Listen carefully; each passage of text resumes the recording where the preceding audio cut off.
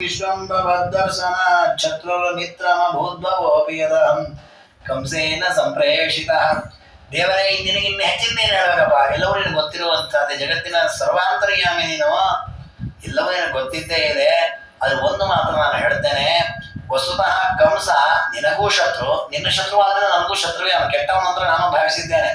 ಆದ್ರೆ ನನಗೆ ಮಾತ್ರ ಅವನು ಮಿತ್ರನಾಗಿದ್ದಾನೆ. ಯಾಕೆ ಅಂದ್ರೆ ಅವನಿಂದಾಗಿ ನಾನು ನಿನ್ನ ದರ್ಶನ ಮಾಡೋ ಹಾಗಾಯ್ತು. ಇಲ್ಲಿ ತನಕ ಎಲ್ಲಿ ಬರ್ಬೇಕಿತ್ತು? ನಾನು ಅವನು ಕಳಿಸಿದ ಅಂತ ಬಂದಿದ್ದೇನೆ. ಹಾಗಾಗಿ ಈ ವಿಷಯದಲ್ಲಿ ಮಾತ್ರ ಕಂಸ ನನಗೆ ಮಿತ್ರನಾಗಿದ್ದಾನೆ. ಅದ್ರಾಕ್ಷಂ ತವ ಸುಂದರಂ ವಪುರಯಂ ಸರ್ವಜ್ಞ ಚೂಡಾಮಣೆ. ಸರ್ವಜ್ಞನಾದ ಪರಮಾತ್ಮನೇ, ಇನ್ನಂತಹ ಅದ್ಭುತವಾದ ರೂಪವನ್ನು ನೋಡ್ಲಿಕ್ಕೆ ಒಂದು ದೊಡ್ಡ ಅವಕಾಶವಾಯಿತು. ಅವನದು ಏನು ಉದ್ದೇಶ, ಏನು ಅವನ ಸಂಕಲ್ಪ ಇದೆ, ಅಥವಾ ನಾನು ಯಾಕೆ ಇಲ್ಲಿ ಬಂದಿದ್ದೇನೆ, ಎಲ್ಲವೂ ನಿನಗೆ ಗೊತ್ತೇ ಇದೆ.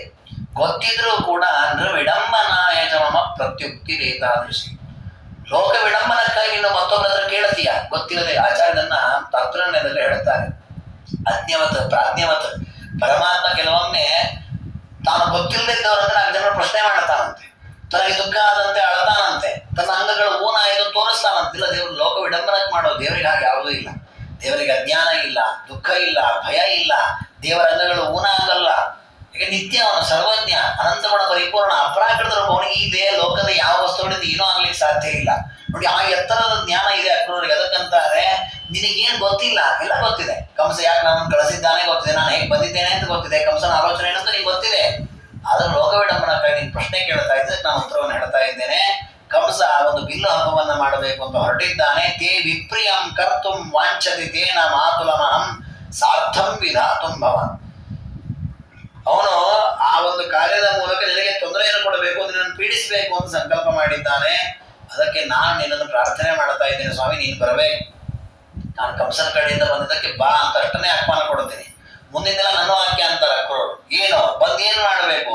ವಿಧುನೋತು ಸಬಲಂ ಶತ್ರಂ ಪುನಃ ಪ್ರಸ್ಫುರ ಧ್ರುಚಾಪೋತ್ಸವ ಮಾರಜಯ್ಯ ಭಜತಾಂ ಆಧಿಂ ಸಮಾಧಿ ಪ್ರಿಯ. ನೀನು ಬಂದು ಕಂಸನನ್ನು ಕೊಲ್ಲಬೇಕು ಅಂತ ಪ್ರಾರ್ಥನೆ ಮಾಡಿದ. ನಿನ್ನ ಕರ್ಕೊಂಬ ಅಂತ ಹೇಳಿ ನಿಜ ಕಂಸ. ಅದಕ್ಕೆ ನಾನು ಬಂದು ನಾನು ಕರೀತಾ ಇದ್ದೇನೆ. ಅಷ್ಟಕ್ಕೆ ಕಂಸನ ಮಾತು ಮುಗಿದು. ಮುಂದಿನ ನನ್ನ ಮಾತು, ಆ ಕಂಸನನ್ನು ಕೊಲ್ಲಬೇಕು, ಅಲ್ಲಿರತಕ್ಕ ದುಷ್ಟರನ್ನು ಸಂಹಾರ ಮಾಡಿ ಮತ್ತೆ ಸುರಕ್ಷಿತವಾದ ಪ್ರಜೆಗಳ ರಕ್ಷಣೆ ಆಗುವ ರಾಜ್ಯಭಾರದ ನಿರ್ಮಾಣ ಆಗಬೇಕು. ಆ ರೀತಿ ನಿನ್ನ ಅನುಗ್ರಹವನ್ನು ಮಾಡಬೇಕು ಅಂತ ಅಕ್ರೂರು ಪ್ರಾರ್ಥನೆಯನ್ನು ಮಾಡಿದ್ದಾರೆ. ಆಯಿತು ಅಂತ ಕೃಷ್ಣ ಪರಮಾತ್ಮ ಅವರ ಮಾತುಗಳನ್ನು ಸ್ವೀಕಾರ ಮಾಡಿದ. ಮಧುರ ಮಧುರ ಕೇಶ ಮಾಸಾಧಿಕ ಸಹಸಾ ಸಹಸಾಪ್ಯಾಸ್ವೈ ಭವತ ಭವತಾರಕ. ದೇವರೇ, ನಿನ್ನ ಆಗಮನದಿಂದ ಮಧುರಾ ಕ್ಷೇತ್ರ ಇನ್ನಷ್ಟು ಮಧುರವಾಗಲಿ. ಅದು ಹೆಸರಿಗೆ ಮಾತ್ರ ಮಧುರ ಇದೆ, ಅದರಲ್ಲಿ ಮಧುರತನ ಕಳ್ಕೊಂಡಿದೆ. ಅದು ನೀನು ವೇಗವಾಗಿ ಬಂದು ಅದರ ಅಮಧುರ್ಯವನ್ನ, ಅದರ ಕೆಟ್ಟತನವನ್ನ, ಆ ಕೆಟ್ಟವನಾದ ಕಂಸನನ್ನ ಸಂಹಾರ ಮಾಡಿ ಅದನ್ನು ಇನ್ನಷ್ಟು ಶೋಭಿಸುವಂತೆ ಮಾಡು ಅಂತ ಪ್ರಾರ್ಥನೆ ಮಾಡಿದ್ದಾರೆ. ಆಯಿತು ಅಂತ ಕೃಷ್ಣ ಪರಮಾತ್ಮ ಅವರ ಮಾತುಗಳನ್ನು ಕೇಳಿಸಿಕೊಂಡ. ಇಬ್ಬರು ಕೂತ ಮನೆಯ ಒಳಗೆ ಹೋದರು. ನಂದಗೋಪಾದಿಗಳನ್ನ ಅಕ್ರೂರು ಮಾತನಾಡಿಸಿದ್ರು. ಅದನ್ನ ಅಕ್ರೂರಿಗೆಲ್ಲ ಉಪಚಾರಗಳನ್ನೆಲ್ಲ ಮಾಡಿದ್ದಾರೆ. ರಾತ್ರಿ ಮಲ್ಕೊಂಡ್ರು. ಕೃಷ್ಣ ಪರಮಾತ್ಮ ಅಕ್ರೂರು ಹೇಳಿದ್ದಂತೆ, ಮಥುರಾ ಪಟ್ಟಣಕ್ಕೆ ಕರ್ಕೊಂಡು ಹೋಗೋದು ಅಂತ ವಿಚಾರ ಮಾಡಿದ್ದಿ, ಬರ್ತೇನೆ ನಾನು, ಅಣ್ಣ ನಾನು ಎಲ್ಲ ಒಟ್ಟಿಗೆ ಹೋಗೋಣ. ಆದರೆ ಅಷ್ಟು ಸುಲಭ ಇಲ್ಲ ಇಲ್ಲಿಂದ ಹೋಗೋದು. ಇದು ಅನೇಕ ಗೋಪಾಲಕರು ಗೋಪಿಕಾಸ್ತ್ರನ್ನು ಬಿಟ್ಟಿರ್ಲಿಕ್ಕೆ ತಯಾರಿಲ್ಲ ಅವರು. ಅದಕ್ಕೆ ನಾವು ಸ್ವಲ್ಪ ಬೇಗ ಹೋಗೋಣ ಅಂತ ಹೇಳಿದಂತೆ. ನಾವು ಬೆಳಕಾಗುವ ಮೊದಲೇ ಕತ್ತಲಿರುವಾಗಲೇ ಇಲ್ಲಿಂದ ಹೊರಟು ಬಿಡೋಣ, ಅವಾಗ ತೊಂದರೆ ಇಲ್ಲ. ಮಧುರ ವಿಲೇಪುರ ವಿವಿಧ ಲಾಭೇರ್ ವಿನಿರ್ವರ್ತ ಇದುಂದಿಯಾ. ಸರಿ ಅಂದ್ರೆ ಅಕ್ರೂರು, ದೇವರೇ ನೀನು ಯಾವಾಗ ಹೇಳ್ತೇವೆ ನಾನು ತಯಾರಿದ್ದೇನೆ ಅಂತ. ಬೆಳಗ್ಗೆ ಇನ್ನೂ 4 ಗಂಟೆ, ಬೆಳಕೆ ಆಗಿಲ್ಲ. ಆಗ ರಥವನ್ನು ಏರಿ ಕೃಷ್ಣ ಬಲರಾಮ ಅಕ್ರೂರ ಒಂದಿಷ್ಟು ಗೋಪಾಲಕರು ಸಿದ್ದು ಹೊರಡ್ಲಿಕ್ಕೆ ರಥ ಮುಂದೆ ಹೋಗಬೇಕಲ್ಲ, ಹೋಗೋದೇ ಇಲ್ಲ ಗೊತ್ತ. ಯಾಕೆ ಸಾಲು ಗೋಪಾಲಕರು ಗೋಪಗಾಸ್ತ್ರೀಯರು ನಿಂತು ಬಿಟ್ಟಿದ್ದಾರೆ. ಹರಿಂ ಮಧುಪುರೀಮ್ಯಾಂತಂ ವಿಲೋಕ್ಯ ವ್ರಜಯೋಷಿರ. ಎಲ್ಲ ಗೋಪಿಕಾಸ್ತ್ರೀಯರು ಬಂದ್ಬಿಟ್ಟಿದ್ದಾರೆ. ವಿವಿಧಾಲಾಪೈ ವಿಲೇಪ, ನಾನಾ ವಿಧವಾದ ಮಾತುಗಳನ್ನಾಡುತ್ತಾ ದುಃಖಿಸ್ತಾ ಇದ್ದಾರೆ. ಪರಮಾತ್ಮ ನೀನು ನಮ್ಮನ್ನು ಬಿಟ್ಟು ಹೋಗೋ ಹಾಗಿಲ್ಲ ಅಂತ ವಿರೋಧ ಮಾಡುತ್ತಾರೆ. ದಮ್ಯಾಧರೋಷ್ಟ ಸುಧಯಾ ರಚಿತಾತ್ಮ ವೃತ್ತಿರ್ನ ತ್ಯಕ್ತು ಮರ್ಹಸಿ ನವಾಂಬುದ ನೀಲಮೂರ್ತೆ ತ್ವತ್ಸಂಗ ಭಂಗ ಕರಣೋದ್ಯತ ಪಾಪಮಂಗ ಶಕ್ನೋತಿ ಕ್ಷಪಯಿತುಂ ತವ ಲೋಚಾಂತ. ದೇವರೇ, ಎಷ್ಟೋ ಜನ್ಮಗಳ ಪುಣ್ಯದಿಂದ ನಿನ್ನ ದರ್ಶನ, ನಿನ್ನ ಸ್ಪರ್ಶ, ನಿನ್ನ ಜೊತೆ ವಿಹಾರ, ಅದೆಲ್ಲ ಯೋಗವನ್ನು ನಾವು ಪಡೆದಿದ್ದೇವೆ. ನಮ್ಮನ್ನ ನಡುನೀರಲ್ಲಿ ಬಿಟ್ಟು ನೀನು ಹೋಗೋ ಹಾಗಿಲ್ಲ. ನೀನು ಇಲ್ಲೇ ಇರಬೇಕು, ಹೋಗೋ ಹಾಗೆ ಇಲ್ಲ.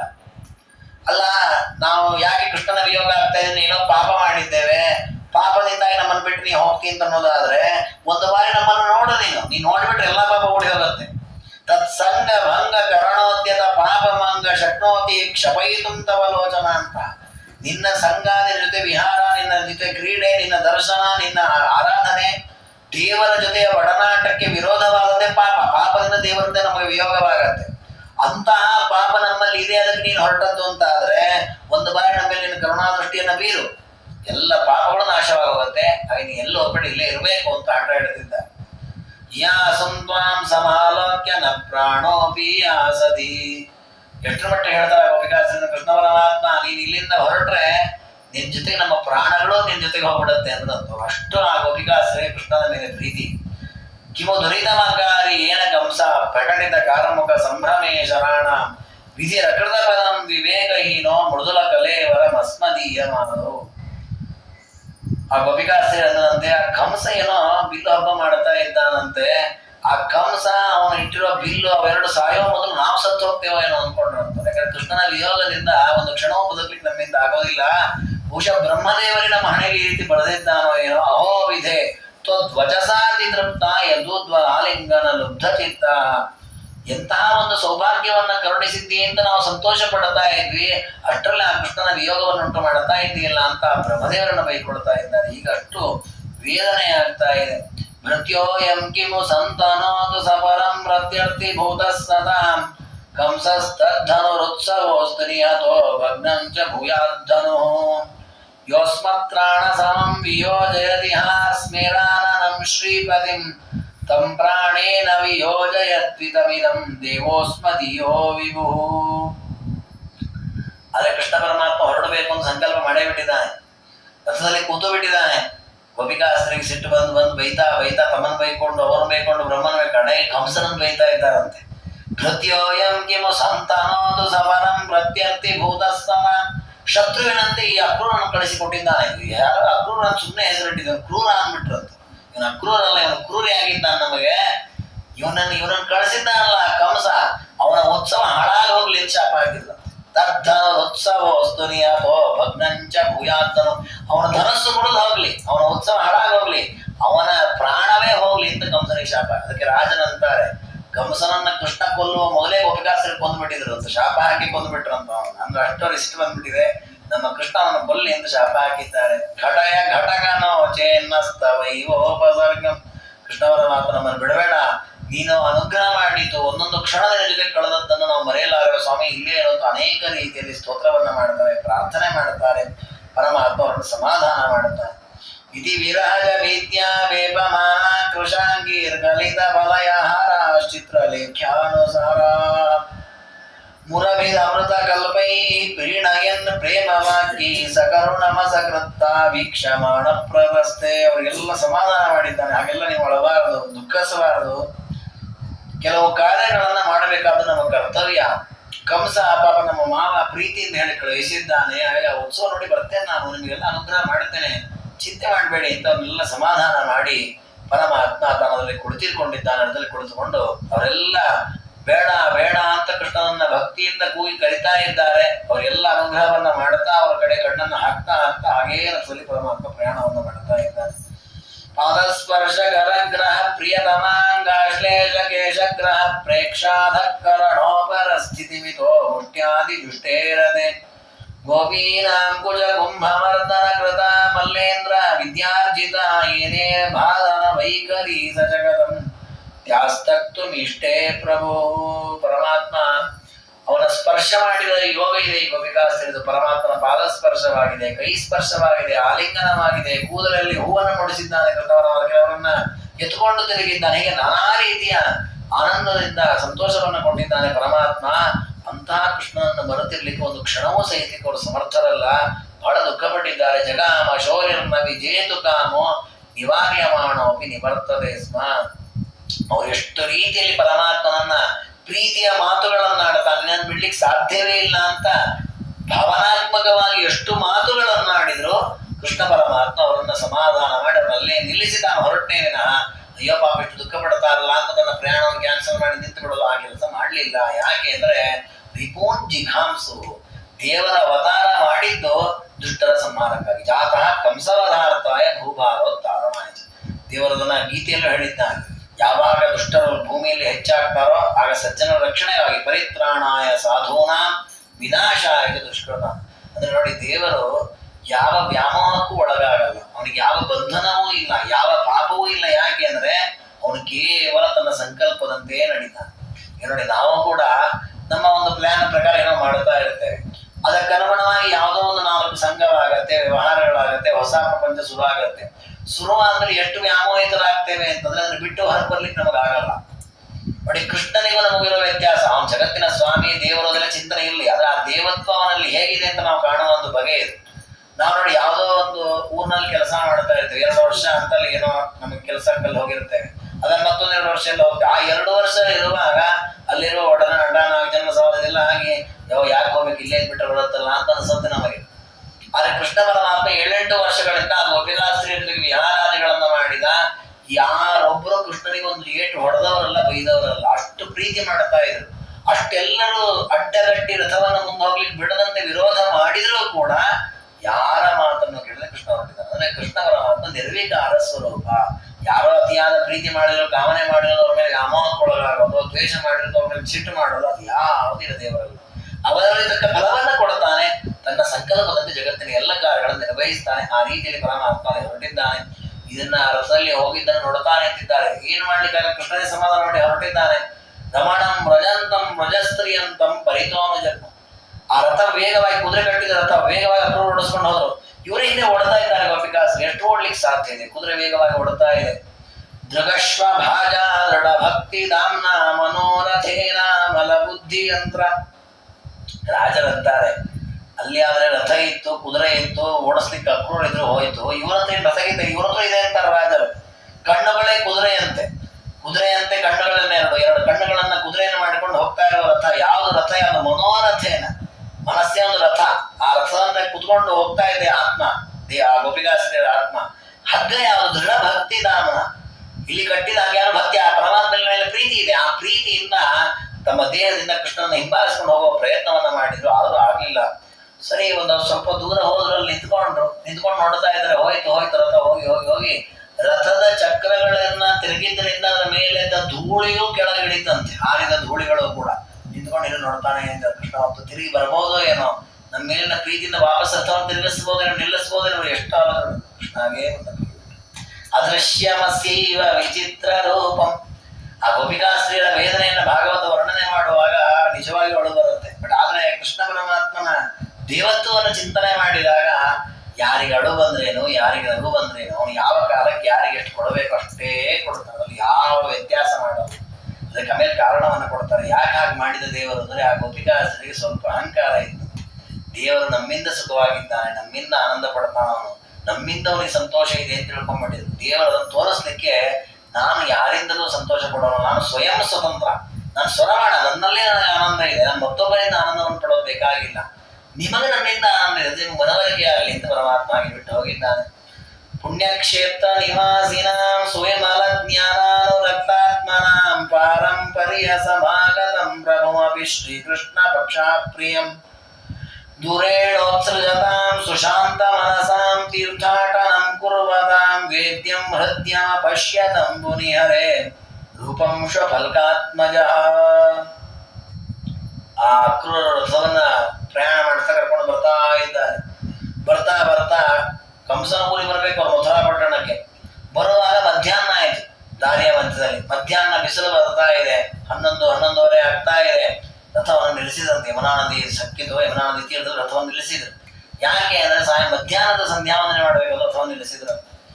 ನಿಲ್ಲಿಸಿ ಅಲ್ಲಿ ಸ್ನಾನವನ್ನ ಮಾಡಿದ್ದಾರೆ. ವೇದ್ಯಂ ಹೃದ್ಯಮ ಪಶ್ಯತಂ ಮುನಿಹರೇ ರೂಪಂ ಶ್ವಫಲ್ಕಾತ್ಮಜಃ.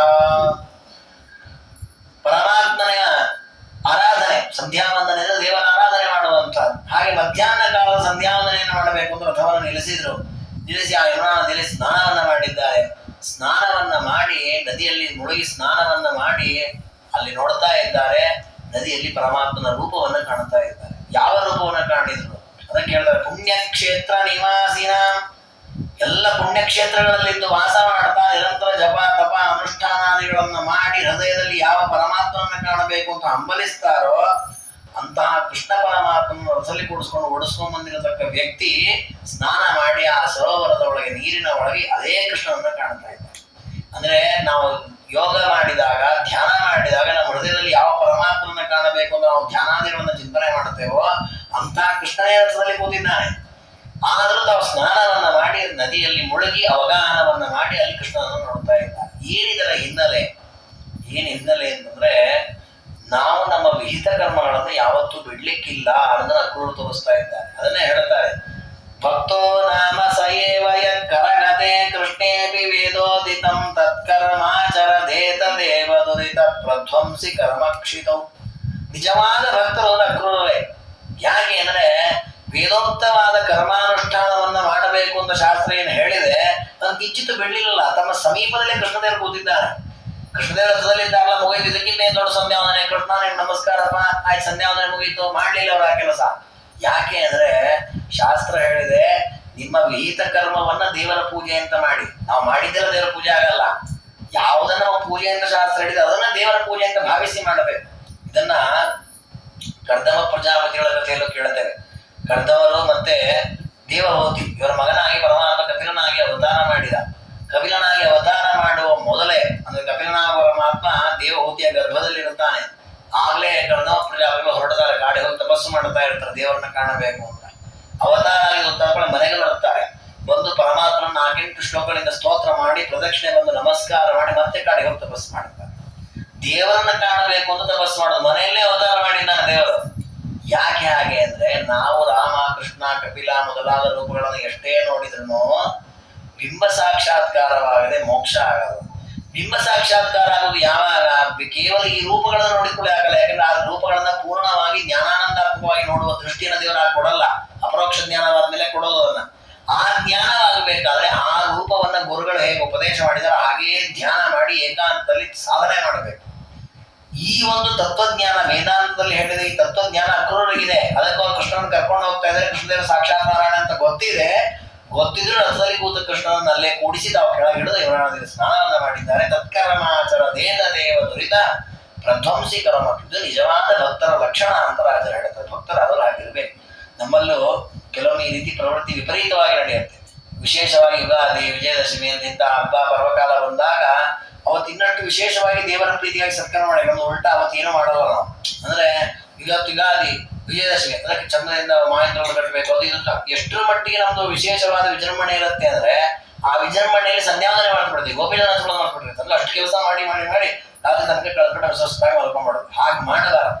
ನಾವು ಎಷ್ಟೇ ವೈಭವವನ್ನ ಮಾಡೋಣ, ಉಪನಯನ ಇರಬಹುದು, ವಿವಾಹ ಇರಬಹುದು, ಯಾವುದೇ ವೈಭವದ ಕಾರ್ಯವನ್ನ ಮಾಡುವಾಗ ನಿತ್ಯ ಕರ್ಮಗಳಿಗೆ ಲೋಭವಾಗದಂತೆ ಆ ಕಾರ್ಯವನ್ನು ವಿಜೃಂಭಣೆಯಿಂದ ಮಾಡಬೇಕು. ಆಗ ಅದಕ್ಕೆ ಮಹತ್ವ ಜಾಸ್ತಿ. ಹಾಗೆ ಅಕ್ರೂರರು ಕೂಡ ತನ್ನ ವಿಹಿತ ಕರ್ಮ ಅದನ್ನು ಬಿಡಬಾರದು ಅಂತ ಮಾಡಿದ್ದಾರೆ. ಅದರೊಳಗೆ ಅದ್ಭುತವಾಗಿ ಅವತ್ತು ದೇವರು ಕೊಟ್ಟ ದರ್ಶನ ಏನಂದ್ರೆ ಈ ಅವಗಾಹನ ಸ್ನಾನ ಮಾಡುವಾಗ ನೀರಿನ ಒಳಗೆ ಪರಮಾತ್ಮನನ್ನು ಕಾಣಬೇಕು ಅಂತ. ಸೃಷ್ಟಾರಂ ಸರ್ವಲೋಕಾನ ಸ್ಮೃತ್ವ ನಾರಾಯಣಂ ಪರಂ. ಅದನ್ನ ಈ ಋಗ್ವೇದದಲ್ಲಿ ಒಂದು ಸೂಕ್ತ ಇದೆ, ಅಘಮರ್ಷಣ ಸೂಕ್ತ ಅಂತ, 3 ಮಂತ್ರದ ಸೂಕ್ತ. ಆ ಸೂಕ್ತದ ಅರ್ಥವನ್ನು ಚಿಂತನೆ ಮಾಡುತ್ತಾ ಜಗತ್ತಿನ ಸೃಷ್ಟಿಕರ್ತನಾದ ನಾರಾಯಣನನ್ನು ಚಿಂತನೆ ಮಾಡಬೇಕು ಅಂತ ಇದೆ. ಇವರು ಪ್ರತಿ ಸಲ ಅವಗಾಹನ ಸ್ನಾನ ಮಾಡುವಾಗ ಆ ರೂಪವನ್ನು ಚಿಂತನೆ ಮಾಡ್ತಾ ಇದ್ರು. ಶೇಷನ ಮೇಲೆ ಕುಳಿತ ನಾರಾಯಣ ಅಂತ ದೇವರು ಕಾಣಿಸ್ತಾ ಇದ್ದ. ಅದು ಅವತ್ತು ಮಾತ್ರ ಕೃಷ್ಣ ಬಲರಾಮರು ಕಾಣಿಸ್ತಾ ಇದ್ದಾರೆ. ದೃಶ್ಯಂ ರೂಪ ಅದರ್ಶಯನ್ ದಾಸೀಕ ವಶ್ಯ ಪ್ರಭು. ತಕ್ಷಣ ಅವರು ನದಿಯಿಂದ ಮೇಲಕ್ಕೆದ್ದು ನೋಡಿದ್ರಂತೆ. ಅವರು ಸ್ನಾನ ಮಾಡಿದ್ರೆ ಹೇಗೆ ಕೃಷ್ಣ ಬಲರಾಮರು ಅಂತ ಅವರ ಹತ್ರದಲ್ಲೇ ಕೂತಿದ್ದಾರೆ. ಮತ್ತೆ ಮುಳುಗಿ ನೋಡ್ತಾರೆ, ಮತ್ತೆ ಕೃಷ್ಣ ಬಲರಾಮರು. ಅಂದ್ರೆ ಬಲರಾಮದರು ಶೇಷದೇವರ ಅವತಾರ, ಕೃಷ್ಣ ನಾರಾಯಣನ ಅವತಾರ. ಹಾಗಾಗಿ ನಾರಾಯಣ ಶೇಷನ ಮೇಲೆ ಕುಳಿತಂತಹ ಭಂಗಿಯಲ್ಲಿ ಬಲರಾಮ ಕೃಷ್ಣರು ದರ್ಶನವನ್ನು ಕೊಟ್ಟಿದ್ದಾರೆ. ಎಂಥ ಅದ್ಭುತವಾದ ರೂಪ ಅದು. ಸಹಸ್ರಾಂಶ ಮರೀಚಿ ವ್ಯಾಪ್ತದಿಕ್ತಟಂ ಕಮಲಾಕರ ಪದ್ಮಾರ್ಥ ಚರಣಾರುಣ ಭಾಸ್ಕರಂ. ಪಾದದಿಂದ ಆರಂಭಿಸಿ ಪರಮಾತ್ಮನ ತಲಪರ್ಯಂತ ಪ್ರತಿಯೊಂದು ಅವಯವನ್ನ ವರ್ಣನೆ ಮಾಡುತ್ತಾರೆ. ಅದು ಅಷ್ಟು ಸುಂದರವಾಗಿ ಆ ಯಮುನಾ ನದಿಯ ನೀರಿನ ಒಳಗೆ ಪರಮಾತ್ಮನ ರೂಪವನ್ನು ನೋಡ್ತಾ ಇದ್ದಾರೆ. ಕಮಲದಂತೆ ಸುಂದರವಾದಂತಹ ಸಾವಿರಾರು ಸೂರ್ಯನಿಗೂ ಮಿಗಿಲಾದ ಕಾಂತಿಯಿಂದ ಕೂಡಿರತಕ್ಕಂತಹ ಎಲ್ಲ ದೇವತೆಗಳಿಂದ ಸೇವೆವಾದಂತಹ ಕೆಂಪಾದ ಪರಮಾತ್ಮನ ಪಾದ ಕಮಲಗಳನ್ನು ನೋಡಿದ್ದಾರೆ. ಅದರ ಮೇಲೆ ಆ ಪಾದದ ಕೆಳಭಾಗದಲ್ಲಿರತಕ್ಕ ಚಿಹ್ನೆಗಳು, ವಜ್ರಾಂಕುಶಾದಿ ಚಿಹ್ನೆಗಳು, ಅದರ ಮೇಲೆ ಇರತಕ್ಕ ಗೆಜ್ಜೆ, ಕಂಕಣ, ಹೀಗೆ ಒಂದೊಂದೇ ಆಭರಣಗಳಿಂದ ಅಲಂಕೃತವಾದ ಪಾದ, ಕಾಲು, ತೊಡೆ, ಸೊಂಟ, ಹೀಗೆ ಒಂದೊಂದೇ ಪರಮಾತ್ಮ ಅವಯವನ್ನು ನೋಡ್ತಾ ಇದ್ದಾರೆ. ಕೊನೆಗೆ ವಿಧಿಮುಖಿ ಸುರಗಣೈರ್ ಮುದಿತೈರ್ ಮುನಿಪುಂಗವೈ ಗೀಯಮಾನಂ ದಯಾದೃಷ್ಟಿ ಕಾಳಿತಾಶ್ರಿತ ಕಲ್ಮಶಂ ಅಚ್ಚಶೇಷ ಪಣಾರತ್ನ ಛತ್ರ ಶೋಭಿತ ಮೈಕ್ಷತ. ಶೇಷದೇವರೆಂಬ ಅವರ ಹೆಡಗಳೇ ಒಂದು ಛತ್ರದಂತೆ ಇದೆ. ಆ ಛತ್ರದ ಕೆಳಗೆ ಕುಳಿತಿರತಕ್ಕಂತಹ ಬ್ರಹ್ಮಾದಿ ದೇವತೆಗಳಿಂದ ಸ್ತುತನಾದಂತಹ ಆ ಪರಮಾತ್ಮನನ್ನು ನೋಡಿದ್ದಾರೆ. ನೋಡಿ ಅವನನ್ನ ಸ್ತೋತ್ರ ಮಾಡಿದ್ದಾರೆ. ತುಷ್ಟ ಅಖಿಲ ಚಿತ್ತವೃತ್ತಿ ಪಶ್ಚಾತ್ ಶಿಶೇವೆ ರತಿ ಸಂಸ್ಥಿತಂ ತಂ ಮುಕ್ತೋಪಿ ನೈವೋಚ್ಯತಿ ಕೃಷ್ಣ ಸೇವ. ಆ ರೀತಿ ಸ್ತೋತ್ರ ಮಾಡಿದ್ರು, ಸಂಧ್ಯಾವಂದನಾದಿಗಳನ್ನು ಮುಗಿಸಿದ್ರು, ನದಿಯಿಂದ ಮೇಲೆ ಬಂದ್ರು ರಥದಲ್ಲಿ ಗೊತ್ತ ಮತ್ತೆ ಕೃಷ್ಣನ ಸೇವೆ ಮಾಡಿದ್ರು, ಕೃಷ್ಣನ ಕರ್ಕೊಂಡು ಹೋಗಿ ಸೇವೆ ಮಾಡಿದ್ರು. ಅದಕ್ಕೆ ರಾಜರಂತ ಇದು ಹೇಗೆ ಕಾಣ್ತಾ ಇದೆ ಅಂದ್ರೆ, ಮುಕ್ತನಾದವನು ಮುಕ್ತಿಯಲ್ಲೂ ದೇವರ ಸೇವೆ ಮಾಡ್ತಾನೆ. ಮುಕ್ತೋಪಿ ನೈವೋಚ್ಯತಿ ಕೃಷ್ಣ ಸೇವಾ. ಹಾಗೆ ಇವರು ಕೃಷ್ಣನ ಜೊತೆಗೆ ಇಟ್ಕೊಂಡ್ರು ಕೂಡ ತಮ್ಮ ನಿತ್ಯ ಕರ್ಮವೂ ಮಾಡಿದ್ರು, ಕೃಷ್ಣನ ಸೇವೆ ಮಾಡ್ತಾ ಇದ್ದಾರೆ. ಇದರಲ್ಲಿ ಬರುತ್ತೆ ಯಾವಾಗಲ್ಲಿ ಉಪನಿಷತ್ತುಗಳಲ್ಲಿ, ಮುಕ್ತನಾದವನು ಪರಮಾತ್ಮನ ಪದ್ಯಗಳನ್ನ ಹಾಡ್ತಾ ಇರ್ತಾನಂತೆ. ಈಜ್ಯತೆ ಯಜ್ಞ ಶೀಲೈಸ್ಸ ಯಜ್ಞ. ಕೆಲವರು ಯಜ್ಞ ಮಾಡ್ತಾ ಇರ್ತಾರಂತೆ ಮೋಕ್ಷದಲ್ಲಿ. ವಸ್ತು ಇಲ್ಲಿ ಯಜ್ಞಗಳನ್ನು ಮಾಡೋದು ಮೋಕ್ಷ ಸಿಗ್ಲಿ ಅಂತ, ಮೋಕ್ಷ ಸಿಗ್ಮೇನೂ ಮಾಡ್ತಾರಂತೆ. ಯಾಕೆಂದ್ರೆ ಅದು ಆನಂದದಿಂದ ಮಾಡೋದು, ಅಲ್ಲಿ ಮತ್ತಿನ್ನೇನೋ ಫಲದ ಅಪೇಕ್ಷೆಯಿಂದ ಮಾಡೋದಲ್ಲ. ಅಂದ್ರೆ ಅಷ್ಟು ಪರಮಾತ್ಮನ ಸೇವೆ ಪೂಜೆ ಮಾಡೋದೇ ಒಂದು ಆನಂದ. ಇವತ್ತು ನಮ್ಮ ಜೀವನದಲ್ಲೂ ಇದೆ ನೋಡಿ, ನಮ್ಮಲ್ಲೂ ಕೆಲವರು ಹೇಳ್ತಿರ್ತಾರೆ, ಕೆಲವರಿಗೆ ಮಕ್ಕಳನ್ನ ಆಟ ಆಡಿಸೋ ರೀತಿ ಆನಂದ. ಅವ್ರಿಗೆ ಎಷ್ಟರ ಮಟ್ಟಿಗೆ ಹುಚ್ಚಿರುತ್ತೆ ಅಂದ್ರೆ, ಬೇರೆಯವ್ರ ಮಕ್ಕಳನ್ನು ಇವರೇ ಆಟ ಆಡಿಸ್ತಿರ್ತಾರೆ. ಅವ್ರ ಪಾಪ ಅವರಮ್ಮ ಒದ್ದಾಡ್ತಿರ್ತಾರೆ, ನಮ್ಗೆ ಕೊಡ್ಲೇ ಇಲ್ಲ ಮಕ್ಕಳನ್ನ ಅಂತ. ಇವ್ರಿಗೆ ಕರ್ಕೊಂಡು ಇವ್ರಿಗೊಂದು ಏನೋ ಸಂತೋಷ. ಕೆಲವರಿಗೆ ಬಟ್ಟೆ ಒಗೆದ್ರಲ್ಲಿ ಆನಂದ ಇರುತ್ತೆ, ಕೆಲವರು ಬಟ್ಟೆ ಒಗೆದ್ರಲ್ಲಿ ಆಗೋದೇ ಇರೋರು ಇದ್ದಾರೆ, ಬೇರೆ ವಿಷಯ. ಕೆಲವರಿಗೆ ಆ ರೀತಿ ಒಂದು ಕೆಲವರು ಹುಚ್ಚುತ್ತಾರ, ಮನೇಲಿ ಕ್ಲೀನ್ ಆಗಿ ಇಡೋದು ಅವ್ರಿಗೆ ಆನಂದ. ಅವ್ರಿಗೆ ಏನ್ ಕೆಲಸ ಅಂತ ಯಾರು ಹೇಳೋದು ಬೇಡ, ಯಾರು ಅವ್ರಿಗೆ ಜೋರ್ ಮಾಡೋದು ಬೇಡ. ಅವ್ರಿಗೆ ಒಂದು ಸ್ವಭಾವ, ಅದನ್ನ ಹಾಗೆ ಮಾಡಿದಾಗ ಅವ್ರಿಗೆ ಏನೋ ಒಂಥರ ಸಮಾಧಾನ, ನೆಮ್ಮದಿಯಿಂದ ಅನ್ಸುತ್ತೆ. ಹಾಗೆ ಪರಮಾತ್ಮನ ಭಕ್ತರಿಗೆ ದೇವರ ಬಗ್ಗೆ ಮಾತಾಡಿದ್ರೆ ಆನಂದ, ದೇವರನ್ನು ನೋಡಿದ್ರೆ ಆನಂದ, ದೇವರ ಬಗ್ಗೆ ಹೊಗಳಿದ್ರೆ ಆನಂದ, ದೇವರನ್ನ ಪೂಜೆ ಮಾಡಿದ್ರೆ ಆನಂದ. ಆ ರೀತಿಯ ಪ್ರವೃತ್ತಿ ಅವರದಿರುತ್ತೆ. ಅದನ್ನ ದೃಷ್ಟಾಂತವಾಗಿ ಅಕ್ರೂರರು ಕಾಣ್ತಾ ಇದ್ದಾರೆ. ಅಲ್ಲಿ ಒಳಗೆ ಸ್ನಾನ ಮಾಡುವಾಗಲೂ ದೇವರ ಆರಾಧನೆ ಮಾಡಿ, ರಥದಲ್ಲಿ ಕೂತ್ಕೊಂಡು ದೇವರ ಸೇವೆ ಮಾಡ್ತಾ ಇದ್ದಾರೆ. ಹೀಗೆ ಪ್ರಯಾಣ ಮಾಡ್ತಾ ಮಾಡ್ತಾ ಮುಂದಕ್ಕೆ ಬಂದ್ರು. ಪರಮಾತ್ಮನಿಗೆ ಆ ಮಥುರಾ ಪಟ್ಟಣದ ಹತ್ತಿರ ಬರ್ತಾ ತೋರಿಸ್ತಾ ಇದ್ದಾರೆ ಎಲ್ಲ ಹೇಗಿದೆ ಅಂತ. ಪುರದಸ್ತ್ವಂ ಪುರಂ ಯಾಹಿ ತ್ಯವದತ್ ಗಾಂಧಿನಿ ಸುತಂ. ಮಥುರಾ ಪಟ್ಟಣ ಹತ್ತಿರ ಅಂದ್ಕೊಳ್ಳಿ ಕೃಷ್ಣ ಹೇಳಿದಂತೆ, ರಥ ನಿಲ್ಲಿಸಪ್ಪ ಅಕ್ರೂರ ಅಂತ. ನಾನು ಹಿಡಿತೇವೆ ಇಲ್ಲಿ, ರಥ ನಿಲ್ಲಿಸ್ಬಿಡು ಅಂತ. ಅದಕ್ಕೆ ಬಹಳ ಬೇಸರ ಆಯ್ತಂತ ಅಕ್ರೂರಿಗೆ. ಕೃಷ್ಣ ಇದೇನು ಹೀಗೆ ಅಂದ್ಬಿಟ್ಟಿನೇನೋ, ದಿನ ನಮ್ಮ ಮನೆ ಕರ್ಕೊಂಡು ಹೋಗ್ಬೇಕು, ಆಮೇಲೆ ನಾನು ಕಂಸನ ಆಸ್ಥಾನ ಕರ್ಕೊಂಡು ಹೋಗೋ ವಿಚಾರ ಮಾಡಿದ್ದೇನೆ, ಇಲ್ಲೇ ನಾನು ಬಿಟ್ಟು ಹೋಗುವಂತ ಇದೆಯಲ್ಲಪ್ಪ ಅಂತ ಹೇಳಿ ಕೃಷ್ಣನ ಹತ್ರ ಪ್ರಾರ್ಥನೆ ಮಾಡ್ತಾರೆ ಅಕ್ರೂರು. ಭಾರಿ ಮನೋಹರವಾದ ಶ್ಲೋಕಗಳು. ಸಂಸಾರ ಸಾರ ಸಿಂಧೋರ್ ಜನಿ ಮರಣ ಜರ ದ್ಯುರ್ಮೆ ಭಿರ್ಬಾಧಿತಾನಾಂ ದಾರಾಗಾರಾದಿ ಭಾರ ಕಿಮಿಹ ಸುಖಕರ ಪ್ರೇಮ ಪಾಶೈರ್ನಿಬದ್ಧ ಕೃಷ್ಣ ತ್ವತ್ಪಾದ ಪೋತಂ ಪ್ರತಿಶತದನಿಶಂ ಸತ್ಪತಾಕಂ ಸಕೇತುಂ ರಮ್ಯಂ ಕರ್ಮಂದಿ ಗಮ್ಯಂ ಭವಜಲಧಿ ಭವತ್ ಸ್ವೇದ ವಿಚ್ಛೇದ ಹೇತುಂ. ಕೃಷ್ಣ ನನ್ನನ್ನು ಕಳಿಸ್ತಾ ಇದೀಯಾ ನೀನು? ಪ್ರತಿಯಿಂದ ಕೆಳಗಿಳಿದಿದ್ದಾನೆ ಕೃಷ್ಣ. ಅಕ್ರೂರ ಅಂತಾರೆ, ಕೃಷ್ಣ ನೀನು ನನ್ನನ್ನು ಕಳಿಸೋ ಮೊದಲು ನನಗೊಂದಿಷ್ಟು ಆಶೀರ್ವಾದ ಮಾಡಿ ಕಳಿಸು ಅಂತ ಪ್ರಾರ್ಥನೆ ಮಾಡಿದ. ಏನು ಅಂದ್ರೆ, ನಾನು ಸಂಸಾರವೆಂಬ ಸಮುದ್ರದಲ್ಲಿ ಮುಳುಗುತ್ತಾ ಇದ್ದೇನೆ. ಜನಿ ಮರಣ ಜರ ದ್ಯೂರ್ಮಿ ಬೇರ ಬಾಧಿತಾನ. ಸಂಸಾರದಲ್ಲಿ ಒಂದಾದ್ರೂ ತಲೆಗಳು ಬಂದು ನಮ್ಮನ್ನು ಕೊಚ್ಕೊಂಡು ಹೋಗುವಂತೆ ಇಲ್ಲಿ ಹುಟ್ಟು ಸಾವು ಆ ಬಯಕೆಗಳು ಅಂತ ನಾವು ಮತ್ತೆ ಮತ್ತೆ ಮತ್ತೆ ಮತ್ತೆ ಇಲ್ಲಿ ದುಃಖ ಪಡ್ತಾ ಬಿದ್ದಿದ್ದೇವೆ. ದಾರ ಘಾರಾದಿ ಭಾರ. ನೀರಿನಲ್ಲಿ ಮುಳುಗುವುದು ಯಾವಾಗ? ನಾವು ಭಾರವಾದಾಗ. ಹಾಗೆ ನಮಗಿಲ್ಲಿ ಭಾರವಾದದ್ದು ಯಾವುದು? ಸಂಸಾರದಲ್ಲಿ ಇರ್ತಕ್ಕ ಈ ಬಂಧು ಬಾಂಧವರು, ಅಣ್ಣ ಅಪ್ಪ ಅಮ್ಮ ಅಕ್ಕ ಗಂಡ ಹೆಂಡತಿ, ಇಂದ್ರಿಯಗಳು, ಈ ದೇಹ ಎಲ್ಲವೂ ಭಾರವೇ. ಇದೇನು ಸುಖವನ್ನು ಕೊಡ್ತಾವ? ಇಲ್ಲ, ಇನ್ನಷ್ಟು ಮುಳುಗಿಸ್ತಾವೆ ನಮ್ಮ. ಹಾಗಾಗಿ ಇದರಿಂದ ಪಾರಾಗ್ಲಿಕ್ಕೇನೋ ತ್ವತ್ಪಾದ ಪೋತಂ ಪ್ರದೇಶ. ನಿನ್ನ ಪಾದವೇ ಇದಕ್ಕೊಂದು ದೊಡ್ಡ ಹಡಗಿದ್ರೆ ನಾವು ಸಮುದ್ರವನ್ನು ದಾಟಬಹುದು. ಹಾಗೆ ನಾವು ಈ ಸಂಸಾರದಂತ ಸಮುದ್ರದಿಂದ ದಾಟಲಿಕ್ಕಿರುವಂತಹ ಹಡಗು ಯಾವುದು ಅಂದ್ರೆ ನಿನ್ನ ಪಾದವೇ ಅದಕ್ಕಿರುವ ದೊಡ್ಡ ಹಡಗು. ಹಡಗಿನಲ್ಲಿ ಒಂದು ಧ್ವಜ ಇರುತ್ತದೆ, ನಿನ್ನ ಪಾದದಲ್ಲಿ ಧ್ವಜ ವಜ್ರಾಂಕುಶವಾದ ಚಿಹ್ನೆಗಳಿದೆ. ಹಾಗೆ ಅಂತಹ ಶ್ರೇಷ್ಠವಾದ ನಿನ್ನ ಪಾದವನ್ನ, ಎಲ್ಲ ಯತಿಗಳೂ ಆಶ್ರಯಿಸತಕ್ಕ ಶ್ರೇಷ್ಠವಾದ ನಿನ್ನ ಪಾದವನ್ನ ನನ್ನ ಕೊಡಪ್ಪ. ನಿನ್ನ ಪಾದ ಭಜನೆ ಒಂದು ಕ್ಷಣವೂ ನಾನು ಬಿಡಬಾರದು, ಹಾಗೆ ಮಾಡು ಅಂತ ಪ್ರಾರ್ಥನೆ ಮಾಡುತ್ತಾರೆ. ಅದರ ಜೊತೆಗೆ ಇನ್ನೂ ಅನೇಕ ಶ್ಲೋಕಗಳ ಚಿಂತನೆಯನ್ನ ಮಾಡಿದ್ದಾರೆ. ಅದರಲ್ಲಿ ಮೊದಲಿಗೆ ಅವ್ರು ಹೇಳುವ ಮಾತೇನು ಅಂದ್ರೆ, ಅವರಂದ್ರಂತೆ, ಬಹುಶಃ ಕೃಷ್ಣ ನಿನ್ನ ಭಕ್ತರಾದ ಗೋಪಿಕಾಸ್ತ್ರೀಯರೇನಿದ್ದಾರೆ ಅವ್ರು ಶಾಪ ಹಾಕಿದಾರ ನನಗನ್ಸುತ್ತೆ, ಅದಕ್ಕೆ ನಿನ್ನ ವಿಯೋಗ ಆಗಿದೆ ಅನ್ನೋದು. ಆಯೋರಗ ಸ್ತ್ರೀ ಜನ ದತ್ತ ಶಾಪೋ ಮಾಮಸ್ಪೃಶತ್ಯೇನ ಭವಾನ್ ವಿಯುಂಕ್ತೆ. ಯಾಕೆಂದ್ರೆ ಎಂಥ ಒಂದು ದೊಡ್ಡ ಸೌಭಾಗ್ಯ ನಿನ್ನನ್ನು ಕರ್ಕೊಂಡು ಮನೆಗೆ ಹೋಗ್ಬೇಕು ಅಂತ ನಾನು ಆಲೋಚನೆ ಮಾಡಿದ್ದೆ, ಕ್ಷಣದಲ್ಲಿ ನಿನ್ನ ವಿಯೋಗ ಆಗಿಬಿಡುತ್ತಲ್ಲ. ಯಾಕೆಂದ್ರೆ ಅವರ ವಿಯೋಗ ಮಾಡಿಸಿ ನಾನು ಕರ್ಕೊಂಡ್ ಬಂದಿದ್ದೇನೆ, ಅದಕ್ಕೆ ಅವರೆಲ್ಲ ಶಾಪ ಹಾಕಿದ್ದಾರೆ, ಅದಕ್ಕೆ ನನಗೆ ಈ ರೀತಿ ಆಗಿದೆ ಎಂದು ನಾನು ಭಾವಿಸ್ತೇನೆ. ಶ್ರೇಯೋವಿನ ಪುಣ್ಯ ಉಪಾರ್ಜಯತ್ಕ. ಪುಣ್ಯ ಇಲ್ಲದೆ ಯಾರು ಪುಣ್ಯವನ್ನು ಸಂಪಾದಿಸ್ಲಿಕ್ಕೆ ಆಗೋದಿಲ್ಲ. ಅಂತಂದ್ರೆ ಪುಣ್ಯ ಇಲ್ಲದೆ ಪುಣ್ಯ ಸಂಪಾದಿಸೋದ್ರ ಅರ್ಥ ನಾವು ಸತ್ಕರ್ಮಗಳನ್ನ ಮಾಡಿದ್ರೆ ಪರಮಾತ್ಮನ ಅನುಗ್ರಹವನ್ನು ಸಂಪಾದನೆ ಮಾಡ್ಲಿಕ್ಕೆ ಸಾಧ್ಯ. ಪರಮಾತ್ಮನ ದರ್ಶನ ಇರ್ಬೋದು, ಪರಮಾತ್ಮನ ವಿಚಾರ ತಿಳ್ಕೊಳ್ಳೋದಿರ್ಬೋದು. ವಿಜೇಂದ್ರ ಸ್ವಾಮಿಗಳು ದ್ವಿತಾಪಹಾರ ಸ್ತೋತ್ರ ಅಥವಾ ಪಾಪ ವಿಮೋಚನ ಸ್ತೋತ್ರ ಮಾತನ್ನು ಹೇಳುತ್ತಾರೆ. ನಮಗೆ ದೇವರ ಕಥೆಗಳು ಕಿವಿಗೆ ಬೀಳಲ್ಲ, ಶಾಸ್ತ್ರಗಳ ಅಧ್ಯಯನ ಆಗಲ್ಲ, ದೇವರ ಧ್ಯಾನ, ದೇವರ ಜಪ, ದೇವರ ಭಜನೆ ಯಾವುದು ನಮಗೆ ಬರ್ತಾ ಇಲ್ಲ. ಯಾಕೆ ಹೀಗಾಗತ್ತೆ ಅಂದ್ರೆ ಪ್ರದಕ್ಷಿಣ ಅಷ್ಟ ನವಯಂ ಕೃತ, ದೇವರ ಪ್ರದಕ್ಷಿಣೆ ನಮಸ್ಕಾರ ಸತ್ಕರ್ಮಗಳನ್ನು ನಾವು ಪೂರ್ವ ಜನ್ಮದಲ್ಲಿ ಮಾಡಿಲ್ಲ ಅಂತಾದ್ರೆ ಈ ಜನ್ಮದಲ್ಲಿ ದೇವರ ದರ್ಶನವೋ ದೇವಸ್ಥಾನದ ಪ್ರಯಾಣವೋ ಅಥವಾ ಶಾಸ್ತ್ರ ಗ್ರಂಥಗಳ ಶ್ರವಣವೋ ಆಗೋದೇ ಇಲ್ಲ. ಇವತ್ತು ಎಷ್ಟೋ ಜನ ಇದ್ದಾರೆ ಲೋಕದಲ್ಲಿ, ಏನು ಸ್ವಲ್ಪ ಜನ ಇಲ್ಲ, ಕೋಟಿ ಕೋಟಿ ಸಂಖ್ಯೆಯಲ್ಲಿ ಜೀವಿಗಳಿದ್ದಾರೆ.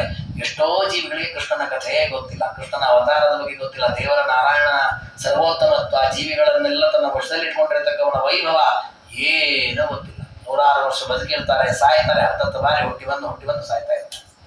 ಯಾಕೆ ಅವ್ರಿಗೆ ಗೊತ್ತಾಗ್ತಾ ಇಲ್ಲ ಅಂದ್ರೆ ನತಯೋ ನಕೃತ ಪ್ರದಕ್ಷಿಣ, ದೇವರಿಗೆ ಪ್ರದಕ್ಷಿಣೆ ನಮಸ್ಕಾರ ಸತ್ಕರ್ಮಗಳನ್ನ ಮಾಡಿಲ್ಲ, ಏಕಾದಶಿಯಾದಿ ಉಪವಾಸಾದಿ ವ್ರತಗಳನ್ನ ಮಾಡಿಲ್ಲ.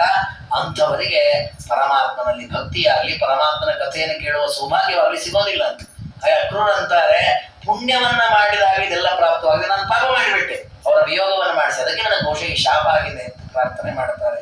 ದೇವರೇ ಇರ್ಲಿ, ಅದನ್ನ ಹತ್ರ ಒಂದು 4 ಪ್ರಾರ್ಥನೆ ಇದೆ ಅನ್ನೋದು, ಅದನ್ನ ನೆರವೇರಿಸಿಕೊಡ್ಬೇಕು. ಏನು ಮಾಡಬೇಕು? ಬಹಳ ಚೆನ್ನಾಗಿ ಸ್ತೋತ್ರ ಮಾಡುತ್ತಾರೆ.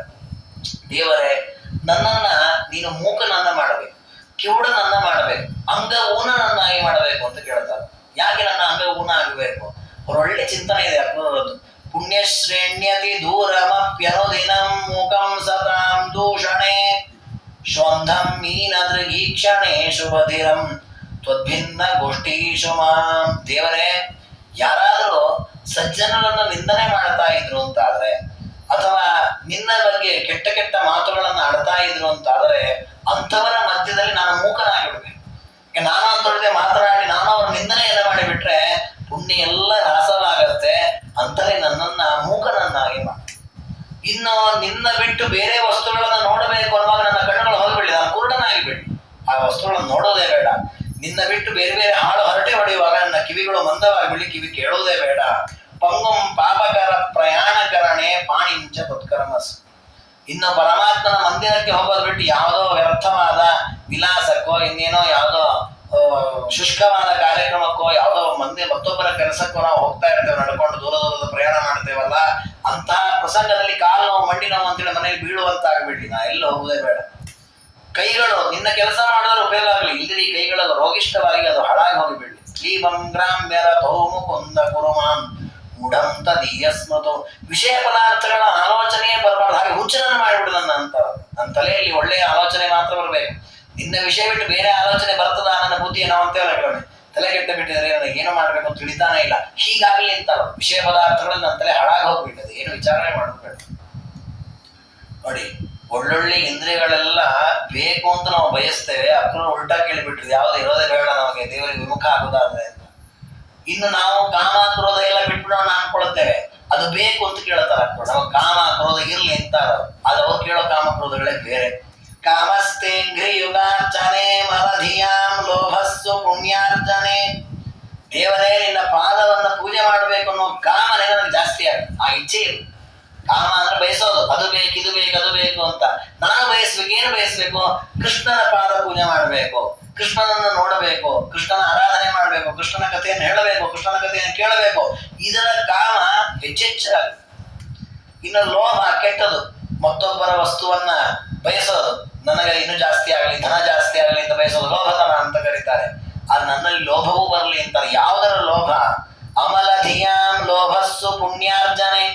ನಾವು ಪುಣ್ಯವನ್ನು ಸಂಪಾದಿಸಿರ್ತೇವೆ, ಒಂದು ಏಕಾದಶಿ ವ್ರತ ಮಾಡಿದ್ದೇನೆ ಸಾಕು ಅನಿಸ್ಬಾರದು, ಇನ್ನೊಂದು ಏಕಾದಶಿ ಪುಣ್ಯ ಮಾಡಬೇಕು ನಾನು, ಇನ್ನೊಂದು ವಿಷ್ಣು ಪಂಚಕ ವ್ರತದ ಪುಣ್ಯ ಬರಲಿ, ಇನ್ನೊಂದು ಭಾಗವತ ಸಪ್ತಾಹ ಕೇಳಿದ ಪುಣ್ಯ ಬರಲಿ ಅಂತ ಪುಣ್ಯವನ್ನ ಆರ್ಜನೆ ಮಾಡುವಲ್ಲಿ ಲೋಭ ಇರಬೇಕಂದ್ರೆ ಸಾಕನಿಸ್ಬಾರ್ದು. ಇನ್ನೂ ಬೇಕು ಇನ್ನೂ ಬೇಕು ಇನ್ನೂ ಬೇಕು ಅನ್ನುವ ಹಠ ಬೇಕು, ಚಾಪಲ್ಲೇ ಬೇಕು. ಮಾತ್ಸರ್ಯಂ ಚರಿತಾನು ಕೀರ್ತನ ಸುಧಾ ಪಾನಾನ್ಮದ ಶತ್ರುಷು. ಮಾತ್ಸರ್ಯ ಇರ್ಬೇಕಂತ. ಅಯ್ಯೋ ಅವರಷ್ಟು ಮುಂದೆ ಹೋಗ್ಬಿಟ್ರಲ್ಲ ಅನ್ನೋ ಮಾತ್ಸರ್ಯ ಪಡ್ತೇವೆ. ನೋಡ್ರಿ, ಅವರು 1 ಕೋಟಿ ರೂಪಾಯಿ ದುಡ್ಡು ಮಾಡಿದ್ರಂತೆ, ಅಯ್ಯೋ ಅವ್ರಂತ ಕಾಡು ತಗೊಂಡ್ರಂತೆ, ಅಯ್ಯೋ ಅವ್ರ ಮನೆ ಕಟ್ಟಿದ್ರಂತೆ, ಮತ್ತೊಬ್ಬರ ಏಳಿಗೆ ನೋಡಿ ಮಾತ್ಸರ್ಯ ಪಡ್ತೇವಲ್ಲ. ಅಕ್ರೂರ ಅಂತ ನಾವು ಎಂಥ ಮಾತ್ಸರ್ಯ ಪಡಬೇಕು ಅಂದ್ರೆ, ಅಯ್ಯೋ ಅವರು 8 ಬಾರಿ ಭಾಗವತ ಕೇಳಿದ್ರಂತೆ, ನಾನು ಒಂದೇ ಬಾರಿ ಕೇಳಿದ್ದಲ್ಲ ಅಂತ ಅಲ್ಲಿ ಮಾತ್ಸರ್ಯ ಪಡಬೇಕು. ಚರಿತಾನು ಕೀರ್ತನ ಸುಧಾ ಪಾನಾನ್. ಆ ಪಾನದಲ್ಲಿ, ಆ ಪರಮಾತ್ಮನ ಕಥಾಮೃತದ ಆಲಾಪದಲ್ಲಿ, ಅದರ ಚಿಂತನೆಯಲ್ಲಿ ಮಾತ್ಸರ್ಯ ಬೇಕು. ಮದ ಶತ್ರುಷು ಪರಮಾತ್ಮನ ವಿರೋಧಿಗಳಿದ್ದಾರಲ್ಲ ಅಲ್ಲಿ ದ್ವೇಷ ಬೇಕಂತೆ. ಆ ಪಾಪಿಗಳವರು ದುಷ್ಟರವರು ಅವ್ರಿಗೆ ಹಂಗೆ ಆಗ್ಬೇಕು, ಸರಿಯಾಗ ಆಯ್ತು. ನಾವು ಕೆಲವೊಮ್ಮೆ ನಮ್ಮ ವಿರೋಧಿಗಳು ಅಂತ ಬಿದ್ದ ಸರಿಯಾಗಿ ಬಿಡ, ಅವ್ನು ಇಷ್ಟು ದಿವಸ ಮಾಡಿದ್ರೆ ಸರಿಯಾಗಿ ಅನುಭವಿಸಿದ ಅಂತ ನಮ್ಮ ಸಂಬಂಧಿಕರನ್ನೇ ನಾವು ಬೈತಾ ಇರ್ತೇವೆ. ಹೊಸವ್ರು ಸದ್ಭಕ್ತರು ವಿಷ್ಣು ಭಕ್ತರು ಹೇಳ್ತಾರೆ, ನಮಗೆ ಯಾವುದೋ ವಿಷಯಕ್ಕೆ ಒಂದು ಕಂಡ್ರೆ ಆಗಿ ಬರೋದಿಲ್ಲ. ಆದ್ರೆ ಅಕ್ರೂರು ಅಂತಾರೆ, ಅಂಥವ್ರ ಬಗ್ಗೆ ನಾನು ಯಾವತ್ತೂ ಆ ಭಾವನೆ ತಗೊಳ್ಳೋದು ಬೇಡ. ದೇವರ ವಿರೋಧಿಗಳಿದ್ದಾರಲ್ಲ ಅವ್ರಿಗೆ ಯಾವತ್ತೂ ಶಾಪ ಆಗ್ಬೇಕು, ಹಾಳಾಗೋಗ್ಲಿ, ಅವನು ಸತ್ತೋಗ್ಲಿ, ಪಾಪಿ ಅವನು ಅಂತ ಅವ್ರನ್ನ ದ್ವೇಷ ಮಾಡ್ಬೇಕು. ನಾ ಅಂಥವ್ರನ್ನ ದ್ವೇಷ ಮಾಡ್ಬೇಕು. ಕ್ರೋಧೋ ಭಕ್ತ ಜನೇಶು ರಾಗ ಉದಯ ಶ್ರೀ ವಿಠ್ಠಲ ಅನ್ಯತ್ರ. ಇನ್ನು ರಾಗ ಅತಿಶಯಿತವಾದ ವ್ಯಾಮೋಹ, ಅದೊಂದು ಕೆಟ್ಟ ಗುಣ. ಅದು ಬೇಕೇ ಬೇಕು, ಇದು ಬೇಕೇ ಬೇಕು ಅನ್ನೋ ವ್ಯಾಮೋಹ. ಹಾಗೆ ನಮಗೆಲ್ಲಿರ್ಬೇಕು ವ್ಯಾಮೋಹ? ಇಂದ ಭಕ್ತರಲ್ಲಿ ಯಾವತ್ತೂ ವ್ಯಾಮೋಹ ಇಲ್ಲ. ಅವ್ರನ್ನ ಬಿಟ್ಟಿರ್ಲಿಕ್ಕೆ ಒಂದು ಕ್ಷಣವೂ ಮನಸ್ಸು ಬರೋದು ಬೇಡ, ಅವ್ರ ಜೊತೆಗೇ ಯಾವಾಗಲೂ ಇರ್ಬೇಕು ಅನ್ನೋ ವ್ಯಾಮೋಹ ಉಂಟಾಗ್ಲಿ. ಈ ರೀತಿ ನಮಗೆ ಈ 6 ಕಾಮ, ಕ್ರೋಧ, ಲೋಭ, ಮದ, ಮತ್ಸರ ಅನ್ನುವ 6 ದುರ್ಗುಣಗಳನ್ನ ಸುಗುಣಗಳನ್ನಾಗಿ ಮಾಡಿ ನಮಗೆ ಯಚ್ಛತ್ರುರನ್ನ ಈ ಶತ್ರುರು ಅನ್ಯಸ್ಯ ಶತ್ರುರು ಭಾವೇ. ಶತ್ರುವನ್ನ ಮಿತ್ರನನ್ನಾಗಿ ಮಾಡು ಅಂತ ಕೇಳ್ಕೊಳ್ತಾರೆ. ಆ ಶತ್ರುಗಳು ಯಾರು ನನಗೆ ಶತ್ರುಗಳಾಗೋದು ಬೇಡ, ಕಾಮಕ್ರೋಧಾದಿಗಳು ನನಗವರು ಮಿತ್ರರಾಗಬೇಕು. ಆ ರೀತಿ ನನ್ನ ಇಂದ್ರಿಯವನ್ನ, ನನ್ನ ಮನಸ್ಸನ್ನ ನಿನ್ನ ವಶವಾಗಬೇಕು, ಆಗ ಅನುಗ್ರಹವನ್ನು ಮಾಡು ಅಂತ. ಅದಕ್ಕೆ ತಕ್ಕ ಹಾಗೆ ದೇವತೆಗಳನ್ನ ಪ್ರಾರ್ಥನೆ ಮಾಡಿದ್ರು. ರುದ್ರತ್ವಂ ಹಿ ಮನೋಭಿಮಾನ್ಯಸಿ ತ್ವಚ್ಛತ್ರು ಮಿತ್ರಂ ಮನೋ ಮಾ ಕುರ್ವಚ್ಯುತ ಚಿಂತನಾರ್ಚನರತಂ ಕುರ್ವೀಶ ಹೇ ಭಾಸ್ಕರ. ತಮ್ಮ ಹೃದಯದಲ್ಲಿರತಕ್ಕಂತಹ ಮನಸ್ಸಿನ ಅಭಿಮಾನಿ ದೇವತೆಯಾದ ರುದ್ರದೇವರು, ಇಂದ್ರಿಯಗಳ ಅಭಿಮಾನಿ ದೇವತೆಗಳಾದಂತಹ ಬೇರೆ ಬೇರೆ ದೇವತೆಗಳು, ಅವನ್ನೆಲ್ಲ ಪ್ರಾರ್ಥನೆ ಮಾಡ್ತಾರೆ. ಕಣ್ಣಿನ ಅಭಿಮಾನಿ ದೇವತೆ, ದೇವರ ವಿಗ್ರಹಾದಿಗಳನ್ನು ತೋರಿಸಿ ಬೇರೆ ಏನನ್ನು ತೋರಿಸಬೇಡಿ. ಕಿವಿಯ ಅಭಿಮಾನಿ ದೇವತೆಗಳೇ, ಕೆಟ್ಟ ಶಬ್ದಗಳನ್ನು ಕೇಳಿಸಬೇಡಿ, ದೇವರ ನಾಮಸ್ಮರಣೆಯನ್ನು ಕೇಳಿಸಿ. ಬಾಯಿಯ ಅಭಿಮಾನಿ ದೇವತೆಗಳ ದೇವರ ನಾಮಸ್ಮರಣೆ ಬರುವಂತ ಮಾಡಿಸಿ. ಇಂತ ನಮ್ಮ ಪ್ರತಿಯೊಂದು ಅವಯವಗಳು, ಪ್ರತಿಯೊಂದು ಇಂದ್ರಿಯಗಳು, ಪ್ರತಿಯೊಂದು ಕಾರ್ಯಗಳು ಸದ್ಕರ್ಮ ಆಗುವಂತೆ ಮಾಡಿ ಇಂಥ ದೇವತೆಗಳನ್ನು ಪ್ರಾರ್ಥನೆ ಮಾಡಿದ್ರೆ, ಹೀಗೆ ಕೃಷ್ಣನ ಬಳಿಯಲ್ಲಿ ಕೃಷ್ಣನನ್ನೂ ಪ್ರಾರ್ಥಿಸಿ ದೇವತೆಗಳನ್ನು ಪ್ರಾರ್ಥಿಸ್ತಾ ಇದ್ದಾರೆ ಅಕ್ರೂರು. ನಮ್ಮಲ್ಲಿ ಒಂದು ಶ್ಲೋಕ ಇದೆ, ಪ್ರತಿನಿತ್ಯ ಬೆಳಿಗ್ಗೆ ಹೇಳುವಂತ, ನಮೋ ವಸ್ತಾತ್ವಿಕಾ ದೇವ ವಿಷ್ಣು ಭಕ್ತಿ ಪರಾಯಣ ಧರ್ಮ ಮಾರ್ಗೆ ಪ್ರೇರೆಯಂತು ಭವಂತ ಸರ್ವ. ಇದನ್ನ ಬಾಲ್ಯದಿಂದ ಹೇಳ್ಕೊಟ್ಟಿರ್ತಾರೆ. ಬೆಳಿಗ್ಗೆ ಎದ್ಕೊಳ್ಳಿ ಈ ಶ್ಲೋಕ ಹೇಳಿ ಪಾರಾಯಣ ಮಾಡಪ್ಪ ಅಂತ. ಯಾಕೆ ಅಂದ್ರೆ ಈ ಶ್ಲೋಕದಲ್ಲಿರುತ್ತದೆ ನಮ್ಮ ಇಂದ್ರಿಯಗಳು, ಅದರ ಅಭಿಮಾನಿಗಳಾದ ದೇವತೆಗಳ ಈ ಇಂದ್ರಿಯಗಳೆಲ್ಲವೂ ಕೂಡ ಒಳ್ಳೆಯ ಕೆಲಸಕ್ಕೆ ಪ್ರೇರಿತವಾಗಲಿ, ಕೆಟ್ಟ ಕೆಲಸ ಮಾಡದೇ ಇರಲಿ. ನೋಡಿ, ಈ ರೀತಿ ನಾವು ಮಕ್ಕಳಿಗೆ ಮುಂಚಿಂದ ಹೇಳಿಕೊಟ್ಟದನ್ನ ಅಭ್ಯಾಸವನ್ನು ನಿತ್ಯ ಪ್ರಾರ್ಥನೆ ಮಾಡ್ತಾ ಇದ್ದ ಅಂದ್ರೆ ಅವ್ರಿಗೆ ಮತ್ತೊಬ್ರಿಗೆ ಹೊಡಿಬೇಕು ಅನ್ನೋ ಮನಸ್ಸಾಗಲಿ, ಮತ್ತೊಬ್ಬರು ಹಿಂಸೆ ಆ ಪ್ರವೃತ್ತಿಯೇ ಬರೋಲ್ಲ. ಯಾಕೆ ನಾವು ಮುಂಚಿಂದ ನಾವು ಸಣ್ಣ ಗಿಡವಾಗಿ, ಸಣ್ಣ ಸಸಿಯಾಗಿದ್ದಾಗಲೇ ಒಳ್ಳೆಯ ರೀತಿಯಾದ ಔಷಧಾದಿ ಉಪಚಾರಗಳನ್ನೆಲ್ಲ ಮಾಡಿದ್ರೆ ಅದು ಒಳ್ಳೆ ಗಿಡವಾಗಿ ಬೆಳೆಯುತ್ತೆ, ಹುಳಗಿಡ ಹಿಡಿಯಲ್ಲ. ನಾವು ಉನ್ಮತ್ತವಾಗಿ ಬೆಳೆ ತನಕ ಸುಮ್ಮನೆ ಇದ್ದ ಮೇಲೆ ಅದನ್ನು ಬಗ್ಗಿಸ್ತೀನಿ, ಅದಕ್ಕೆ ಚೆನ್ನಾಗಿ ಔಷಧಿ ಕೊಡ್ತೀನಿ, ಅದು ಸರಿಯಾಗತ್ತೆ. ಏನು ಸರಿಯಾಗತ್ತೆ? ಏನಾಗಲ್ಲ. ಹಾಗಾಗಿ ಆ ರೀತಿಯ ಪ್ರಾರ್ಥನೆಯನ್ನ ದೇವತೆಗಳು ಅಂದ್ರೆ ನಮಗೂ ಕೆಲವೊಮ್ಮೆ ಇದು ಅನಿಸುತ್ತೆ. ನಾವು ಎಷ್ಟೇ ಲೌಕಿಕ ಪ್ರಪಂಚದಲ್ಲಿ ಮುಳುಗಲಿ, ನಾನಾ ವಿಧವಾದ ಭೋಗಾದ ಜೀವನವನ್ನ ಮಾಡ್ಲಿ, ಕೆಲವು ಅನಿಸುತ್ತೆ ಇಲ್ಲ ಸಾಕು ಸ್ವಲ್ಪ ದೇವರ ಕಡೆ ಆಲೋಚನೆ ಮಾಡಬೇಕು ಅಂತ ಅನಿಸುತ್ತೆ. ಪ್ರವೃತ್ತಿ ಮಾಡ್ತೀವಿ, ವಿಘ್ನಗಳು ಬರುತ್ತೆ, ಆಗಲ್ಲ. ನಮಗೆ ಬೇಸರ ಆಗುತ್ತೆ, ಏನ್ ಮಾಡಿದ್ರು ಆಗ್ತಾ ಇರಲಿಲ್ಲ, ಸಾಧನೆ ನಡೀತಾ ಇರಲಿಲ್ಲ, ದೇವರ ಪೂಜಾದಿಗಳು ಆಗ್ತಾ ಇರಲಿಲ್ಲ, ನಾಮಸ್ಮರಣೆ ಆಗ್ತಾ ಇರಲಿಲ್ಲ, ಧ್ಯಾನ ಮಾಡ್ಲಿಕ್ಕೆ ದೇವರ ಚಿಂತನೆ ಬರ್ತಾ ಇರಲಿಲ್ಲ. ಯಾಕೆ ಹೀಗಾಗಲ್ಲ? ಬೇಸರ ಆಗತ್ತೆ. ಆಗ ಈ ಚಿಂತನೆಯನ್ನ ಮಾಡಬೇಕು. ದೇವರೇ, ನಮ್ಮ ಇಂದ್ರಿಯಗಳು ಎಷ್ಟು ದುರ್ಬಲ ಇವೆ, ಆ ಇಂದ್ರಿಯಗಳೆಲ್ಲ ಎಲ್ಲೆಲ್ಲೋ ಹೋಗ್ತಾ ಇವೆ, ದೇವರದೆಲ್ಲ ನಿನ್ನ ಹತ್ರ ಕರ್ಕೊಂಬ ಅಂತ ದೇವರನ್ನು ಕೇಳ್ಕೋಬೇಕು. ಅದೇ ರೀತಿಯ ದೇವತೆಗಳಿದ್ದಾರೆ ನಮ್ಮ ದೇಹದಲ್ಲಿ, ಇಂದ್ರಿಯಗಳನ್ನ ವಶ ಮಾಡಿಕೊಂಡು ಅದನ್ನು ಕೆಲಸ ಮಾಡುವವರು ದೇವತೆಗಳ. ನೀವು ಆ ಇಂದ್ರಿಯಗಳನ್ನೆಲ್ಲ ಕರ್ಕೊಂಡು ಹೋಗ್ಬೇಡಿ, ಒಂದು ಸರಿಯಾದ ದಾರಿ ಕರ್ಕೊಂಡ್ ಬನ್ನಿ. ಅಂದ್ರೆ ನಾವು ದೇವತೆಗಳನ್ನ, ಮುಖ್ಯ ಪ್ರಾಣ ದೇವರನ್ನ, ಪರಮಾತ್ಮನ ಹೀಗೆ ಪ್ರಾರ್ಥನೆ ಮಾಡ್ತಾ ಇದ್ವಿ ಅಂತಾದ್ರೆ ಒಂದಲ್ಲ ಒಂದು ದಿವಸ ನಮ್ಮ ಮನಸ್ಸಲ್ಲಿರುವ ಕಾಮಕ್ರೋಧಗಳನ್ನು ಇಳಿಸ್ತಾರೆ, ದೇವರಲ್ಲಿಯೇ ಆಸಕ್ತ ಆಗುವಂತೆ ಅವ್ರು ಮಾಡ್ತಾರೆ. ಹಾಗಾಗಿ ಆ ಒಂದು ನಿವೇದನೆ ನಮ್ಮಲ್ಲಿ ಇರಬೇಕು, ಅದನ್ನು ತೋರಿಸಿಕೊಡುತ್ತಾರೆ. ಹೀಗೆ ಅತ್ಯಂತ ಅಪೂರ್ವವಾದ ರೀತಿಯಲ್ಲಿ ಆ ಕೃಷ್ಣ ಪರಮಾತ್ಮನನ್ನ ಸ್ತೋತ್ರ ಮಾಡಿ, ಸ್ವಾಂತಂ ತದೇವ ಯತ್ಯೇಂಘ್ರಿ ಕಮಲೆ ಚಚ್ಚರೀಕತಿ ಸ್ವಾಂತ ಕಾರೀತರನ ಮಧ್ಯೆ ಭ್ರಮದ್ ಭುಜಗ ಸನ್ನಿಭಂ. ಅಕ್ರೂರಂತಾರೆ, ದೇವರೇ, ನನ್ನ ಹೃದಯದಲ್ಲಿ ನೀನು ಯಾವತ್ತೂ ಒಂದು ರೂಪದಿಂದ ಇದ್ದೇ ಬಿಡ, ನನ್ನ ಮನಸ್ಸನ್ನು ಬಿಟ್ಟು ನೀನು ಎದ್ದು ಹೋಗಬಾರ್ದು. ನಿನ್ನನ್ನು ಕಳಿಸಿಕೊಡ್ತಾ ಇದ್ದೇನೆ, ನಾನು ಹೊರಟಿದ್ದೇನೆ ಮನೆ ಕಡೆಗೆ, ಅದು ನೀನ್ನ ಮಾತ್ರ ನನ್ನ ಮನಸ್ಸಿನಲ್ಲಿ ಯಾವತ್ತೂ ನೆಲೆಸಬೇಕು. ಆ ರೀತಿ ಅನುಗ್ರಹವನ್ನ ಮಾಡು ಅಂತ ಆ ಪರಮಾತ್ಮನಿಗೆ ನಮಸ್ಕಾರವನ್ನ ಮಾಡಿ ಮಧುರವಾದ ಮಾತುಗಳನ್ನು ಹೇಳಿ ಸ್ತೋತ್ರ ಮಾಡಿ ಅಲ್ಲಿಂದ ಅಕ್ರೂರು ಹೊರಟಿದ್ದಾರೆ. ವಿಸರ್ಜ ಪ್ರಭೋರಾಜ್ಞಾಂ ವಿಲಿಪ್ಸು ಸೌಖ್ಯಗಾಂಧ್ರನ್. ಹೊಸವಾಗಿ ಹೊರಡ್ಲಿಕ್ಕೆ ಮನಸ್ಸಿಲ್ಲ. ಅದು ದೇವರು ಹೇಳಿದ್ದ, ನೀನ್ ಮನೆಗೆ ಹೋಗ್ಬೇಕು, ನಾನು ಮಥುರಾ ಪಟ್ಟಣವನ್ನೆಲ್ಲ ನೋಡಿ ಆಮೇಲೆ ನೀನು ಮನೆಗೆ ಬರ್ತೇನೆ, ಕಂಸನ ಸಂಹಾರ ಮಾಡಿ ಬರ್ತೇನೆ, ಅಲ್ಲಿವರೆಗೂ ಬರಲ್ಲ ಅಂತ ದೇವರು ಹೇಳಿದ್ದ. ಆಯ್ತು ಅಂತಂದ್ರು. ಮತ್ತೆ ಪರಮಾತ್ಮನ ಆದೇಶ ಅಂತ ನಮಸ್ಕಾರ ಮಾಡಿ ಅಕ್ರೂರು ತಮ್ಮ ಮನೆಗೆ ಹೋಗಿದ್ದಾರೆ. ಪರಮಾತ್ಮ ಮಥುರಾ ಪಟ್ಟಣವನ್ನು ಪ್ರವೇಶ ಮಾಡಿದ. ವಿನೋದಯೇ ನಿರ್ವಿವಿಷೆ ಮಧುರಾ ಮಧುರಾಪುರಿ. ದೇವರು ಎಲ್ಲರ ಹೃದಯದಲ್ಲಿರತಕ್ಕಂಥ ಅಂತರ್ಯಾಮಿ ಅಂಥ ಪರಮಾತ್ಮ ಸೂರ್ಯ ಉದಯ ಆಗುವ ಹೊತ್ತಿಗೆ ಮಥುರಾ ಪಟ್ಟಣವನ್ನು ಪ್ರವೇಶ ಮಾಡಿದ್ದಾನೆ. ಎಂಥ ಅದ್ಭುತವಾದ ಪಟ್ಟಣ, ದೊಡ್ಡದಾದ ಪಟ್ಟಣ, ಎಲ್ಲ ಕಡೆ ಅಲಂಕಾರ ಮಾಡಿದ್ದಾರೆ. ಅಂಥ ದೊಡ್ಡದಾದಂತಹ ದೊಡ್ಡ ದೊಡ್ಡ ಅರಮನೆಗಳ ಕಟ್ಟಡಗಳು, ಅನೇಕ ವಿಧವಾದ ರಾಜ ಬೀದಿಗಳು. ಅಂಥ ಬೀದಿಗಳಲ್ಲಿ, ಯಾಕಂದ್ರೆ ಇಷ್ಟು ದಿವಸ ಒಂದು ಹಳ್ಳಿಯಲ್ಲಿದ್ದದ್ದು ಕೃಷ್ಣ ಪರಮಾತ್ಮ, ಗೋಕುಲ, ಒಂದು ನಾಲ್ಕು ಸಣ್ಣ ಸಣ್ಣ ಹಳ್ಳಿಗಳು. ಇದು ದೊಡ್ಡದಾದ ಸಿಟಿ ಇದ್ದ ಹಾಗೆ, ಅಂಥ ದೊಡ್ಡ ಊರಿಗೆ ಪರಮಾತ್ಮ ಬಂದಿದ್ದಾನೆ. ಅಲ್ಲಿ ಪರಮಾತ್ಮ ಸಂಚಾರ ಮಾಡ್ತಾ ಹೋಗ್ತಾ ಇರ್ತಾನೆ ಗೋಪಾಲಕರನ್ನು ಕರ್ಕೊಂಡು. ಅಲ್ಲಿ ಒಬ್ಬ ಬಟ್ಟೆಯ ಕೆಲಸದವನು ಬಂದ. ರಜಕಂ ರಜಸಾಗ್ರಸ್ತಂ ದರ್ಶಯನ್ ನಿವಸೋ ಧ್ವನಿ. ಪರಮಾತ್ಮ ಆ ರಜಕನಿಗೆ ಹೇಳಿದ್ದಂತೆ, ನನಗೊಂದು ಬಟ್ಟೆ ಕೊಡಪ್ಪ, ನಾನೊಂದು ಬಟ್ಟೆಯನ್ನು ಉಟ್ಕೊಳ್ಬೇಕು, ಚೆನ್ನಾಗಿರೋ ಬಟ್ಟೆನೆಲ್ಲ ಕೈ ಹಿಡ್ಕೊಂಡು ಹೋಗ್ತಾ ಇದ್ದಿ, ಕೊಡು ಅಂತ ಕೇಳಿದ್ದಂತೆ. ಅದಕ್ಕೆ ಅವನು ಕೃಷ್ಣನನ್ನು ಬೈದ. ಯಾವುದೋ ಹಳ್ಳಿ ಹೊಂಬರೆಲ್ಲ ಬಂದ್ಬಿಟ್ಟಿದ್ದೀರಿ, ನೀವು ಕೇಳಿದ್ರೆ ಬಟ್ಟೆ ಕೊಡಬೇಕಾ, ಇದರ ಕಂಸನೆ ಕೊಡೋದು, ಹಾಗೆ ಹೀಗೆ ಅಂತ ಒಂದಿಷ್ಟು ಬೈದಂತೆ. ದೇವರನ್ನ ತಲೆಯನ್ನೇ ಕತ್ತರಿಸಿಬಿಟ್ಟ. ಯಾಕೆ ಅಂದ್ರೆ ಈ ದೇಹದಲ್ಲಿ ಕೆಟ್ಟ ಕೆಲಸ ಮಾಡ್ತಾರೆ, ಆ ಮುಖದಲ್ಲಿರೋ ಬಾಯಿ, ಹಾಗಾದ್ರೆ ಅದು ಇರೋದೇ ಬೇಡ ಈ ದೇಹದಲ್ಲಿ, ನಾನು ಕತ್ತರಿಸಿಬಿಟ್ಟ ಅಂತ ವರ್ಣನೆ ಮಾಡುತ್ತಾರೆ. ಪತಿ ಪತಿ ನವ ಸೌದಾಂತಸ್ಥ ಮುಗ್ಧಾಂಗನಾಭಿ ಕುಸುಮ ನಿಕರ ರಾಜೈ ಕೀರ್ಯಮಾಣೋಪಿ ಕೃಷ್ಣ. ಕೃಷ್ಣ ಪರಮಾತ್ಮ ಮಥುರಾ ಪಟ್ಟಣದಲ್ಲಿ ಹೆಜ್ಜೆ ಹೆಜ್ಜೆ ಇಟ್ಟು ಒಳಗೆ ಬರ್ತಾ ಇದ್ರೆ ಬೇರೆ ಬೇರೆ ದೊಡ್ಡ ಮಹಡಿಗಳ ಮೇಲೆ ನಿಂತಿದ್ದಾರೆ. ಅನೇಕ ಪುರುಷರು ಸ್ತ್ರೀಯರೆಲ್ಲ ನೋಡ್ತಾ ನಿಂತಿದ್ದಾರೆ. ಯಾರೋ ಪುಟ್ಟವಾಗಿ ಚೆನ್ನಾಗಿದ್ದಾನ ನೋಡ್ತಾ ನಿಂತ್ಬಿಟ್ಟಿದ್ದಾರೆ. ಕೆಲವರೆಲ್ಲ ಪುಷ್ಪವೃಷ್ಟಿಯನ್ನ ಮಾಡಿದಂತೆ, ಅರಳುಗಳನ್ನು ಹಾಕಿದ್ದಾರಂತೆ, ಹೂಗಳನ್ನು ಪರಮಾತ್ಮನ ಮೇಲೆ ಚೆಲ್ತಾ ಇದ್ದಾರೆ. ಚತುರ ಪುರುಷ ಕಾಂಕ್ಷಾ ವೃಕ್ಷ ಯೋಚಿತ್ಸುನೋನಂ. ಪರಮಾತ್ಮ ಆ ರೀತಿ ಸಂಚಾರ ಮಾಡ್ತಾ ಹೆಜ್ಜೆ ಹೆಜ್ಜೆ ಮುಂದೆ ಇಡ್ತಾ ಇಡ್ತಾ ದಾರಿಯಲ್ಲಿ ತ್ರಿವಿಕ್ರಳನ್ನು ನೋಡಿದ್ದಾಳೆ. ತ್ರಿವಕ್ರ ಅಂತ ಒಬ್ಬಳು, ಅವಳು ಪರಮಾತ್ಮನ ಹತ್ರ ಬರ್ತಾ ಇದ್ದಾಳೆ. ಅವಳು ಕಂಸನ ಹತ್ರ ಹೊರಟವಳು. ಕಂಸನಿಗೆ ಗಂಧವನ್ನು ತೆಗೆದು ಅವನ ಅಂಗಲಾಪಕ್ಕೆ ಹಚ್ಕೊಳ್ಳಿಕ್ಕೆ ಅನುಕೂಲ ಮಾಡಿ ಕೊಡ್ತಕ್ಕವಳು ಪಾಪ. ಆದ್ರೆ ಅವಳಿಗೆ ತ್ರಿವಕ್ರ ಅಂತ ಹೆಸರು. ದೇಹದ 3 ಭಾಗ ವಕ್ರವಾಗಿತ್ತು. ಕೃಷ್ಣ ಪರಮಾತ್ಮನ ಹತ್ರ ಬಂದ್ಲು. ಕೃಷ್ಣ ಪರಮಾತ್ಮ ಅಂದ, ಏನದು ಅಂತ ಕೇಳಿದ. ಗಂಧ ಅಂದ್ಲು. ಹೌದಾ, ನನ್ ಕೊಡು, ನಾನು ಗಂಧ ಮೈಗೆ ಹಚ್ಕೊಳ್ತೇನೆ. ಕೃಷ್ಣನ ಕೈ ಕೊಟ್ಟು ಸಮರ್ಪಣೆ ಮಾಡಿ ಕೃಷ್ಣಾರ್ಪಣಮಸ್ತು. ದೇವರು ಅವಳ ಭಕ್ತಿಯ ಮೆಚ್ಚಿ ಮುಷ್ಟಿ ಪ್ರಮಾಣದನು ಮಧ್ಯವತೀಂ ಸ್ವಕರ್ಣ ವಿಶ್ರಾಂತ ನಿರ್ಮಲ ಗುಣಾಂ ರಚಿತಾಂ ತ್ರಿವಕ್ರಾಂ ವಿಶ್ವತ್ರಯುಕ್ತ ನಯನಾಂತರಶರಾಂ ನಿರೀಕ್ಷ್ಯ ಕೋದಂಡ ಮುದ್ಧವ ಕಥಾ ವಿಷಯಂ ಸವೇನೆ. ಪರಮಾತ್ಮ ತನ್ನ ಕೈಯಿಂದ ಅವಳ ಕತ್ತಿನ ಭಾಗವನ್ನ ಮೇಲಕ್ಕೆ ಎತ್ತಿ ಅವಳ ಪಾದವನ್ನು ತನ್ನ ಪಾದದಿಂದ ಒತ್ತಿ 3 ಕೊಡೆಗಿನ ಅಂಕುಡಂಕಾಗಿದ್ದ ಅವಳ ದೇಹ ನೇರ ಆಗುವಂತೆ ಮಾಡಿಬಿಟ್ಟಂತೆ. ಕ್ಷಣದಲ್ಲೇ ನೇರವಾಗಿ ಬಿಡ್ತು.